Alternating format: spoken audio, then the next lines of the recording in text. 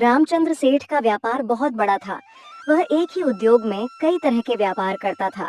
कपास, आरा मिल, अनाज और बहुत कुछ। हालांकि वह अत्यधिक संपन्न था, फिर भी उसे कभी संतुष्टि नहीं मिलती थी।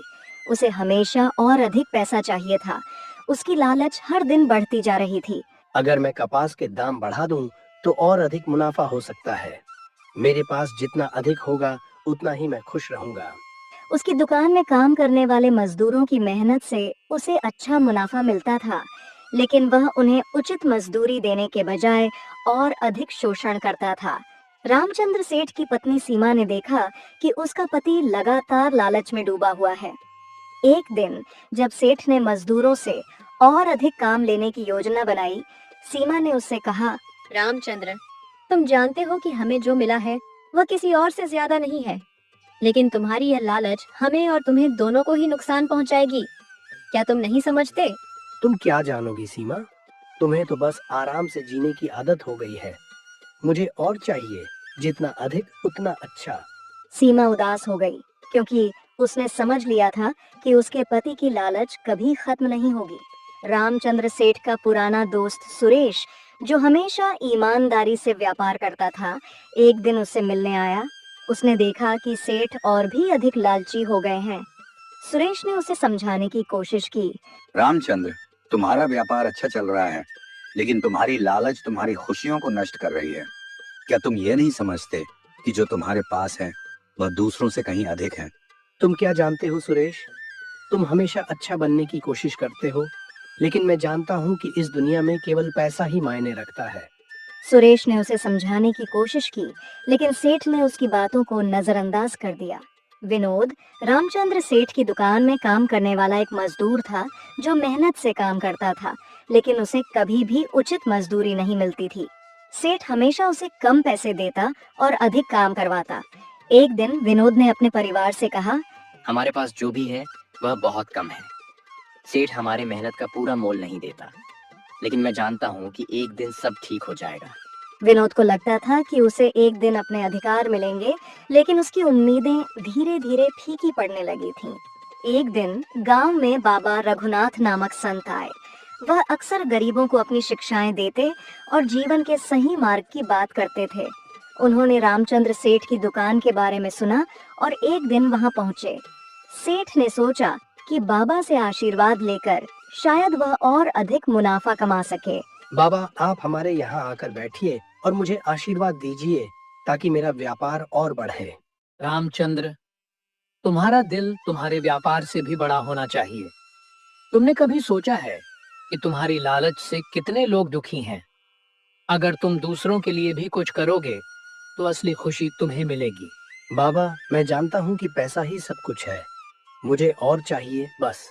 बाबा रघुनाथ ने उसे एक शब्द नहीं कहा, लेकिन उनकी आंखों में गहरी चिंता थी। विनोद अब पूरी तरह से थक चुका था। वह अपने परिवार को लेकर सोच रहा था कि क्या वह हमेशा इसी तरह के शोषण के अधीन रहेगा। एक दिन उसने रामचंद्र सेठ से मिलकर अपना फैसला किया।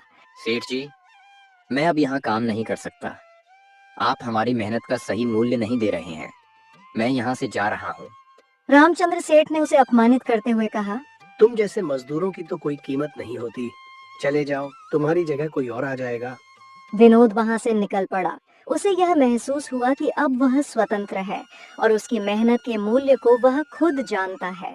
कुछ महीनों बाद रामचंद्र सेठ को एहसास हुआ कि उसकी बढ़ी हुई कीमतों और शोषण के कारण उसकी दुकान पर ग्राहक कम हो गए हैं। वह अब अधिक मुनाफा कमाने के लिए हर तरीका अपनाता था, लेकिन लोग उसकी दुकान से दूर जाने लगे थे। एक दिन उसने अपने पुराने दोस्त सुरेश से मदद मांगी। सुरेश, मुझे लगता है कि मेरी दुकान अब नहीं चल रही है। क्या करूं? रामचंद्र, तुम अपनी लालच के कारण सब कुछ खो रहे हो।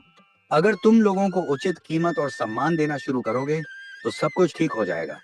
लेकिन सेठ ने सुरेश की सलाह को नजरअंदाज कर दिया और सोचा कि वह अपनी चालाकी से ही समस्याओं का हल निकाल सकता है। विनोद ने अपनी मेहनत और ईमानदारी से एक छोटी सी दुकान खोली। शुरू में उसे कठिनाइयां आईं, लेकिन उसने कभी हार नहीं मानी। धीरे धीरे उसकी दुकान पर लोग आने लगे, क्योंकि वह सही कीमत पर अच्छा माल देता था। विनोद की ईमानदारी और मेहनत ने उसे सफलता दिलाई। एक दिन जब रामचंद्र सेठ ने विनोद की सफलता के बारे में सुना तो वह चौंक गया और सोचने लगा, ये क्या हो गया? विनोद जो कभी मेरे पास काम करता था अब मुझसे कहीं आगे निकल गया। रामचंद्र सेठ को अब समझ में आ गया था कि उसकी लालच ने उसे कहीं नहीं पहुंचाया। उसने सोचा, अगर मैं शुरू से ही दूसरों का ध्यान रखता तो शायद आज मेरी स्थिति और बेहतर होती। वह अब बाबा रघुनाथ के पास गया और उनसे अपनी गलतियों के बारे में पूछा। बाबा, मुझे लगता है कि मैंने बहुत बड़ी गलती की। क्या अब भी कुछ ठीक हो सकता है? यह कभी देर नहीं होती रामचंद्र।